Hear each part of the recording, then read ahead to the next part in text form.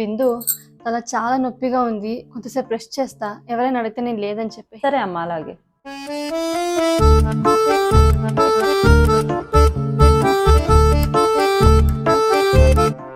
అమ్మా అమ్మా అమ్మా, ఇదిగో షీలా ఆంటీ కాల్ చేసింది. లేదు, నేను మార్కెట్ వెళ్ళా అని చెప్పు, లేకపోతే సోదంతా పడుతుంది. ఆంటీ చెప్పండి. మీ అమ్మ ఎక్కడ పోయింది బిందు? అసలు ఫోన్ తీయట్లేదు. అదా ఆంటీ, మా అమ్మ కొంచెం మార్కెట్కి వెళ్ళింది. పర్లేదు, మీరు చెప్పండి, నేను తను వచ్చినప్పుడు చెప్తా. అదే పక్కింట్లో లలిత ఉండలేదు, ఆ అమ్మ వాళ్ళ కూతురు చెప్పులు కుట్టేవాడితో పాడిపోయింది. నేను ఆ రోజు చెప్పలేదా శీలక్క, అమ్మ వెళ్ళిపోతుంది అనేసి. చెప్పులు తెగిపోయినా చెప్పులు తెంపుకొని మరీ వెళ్ళేది. కిసికిసి నవ్వేది వాడితో.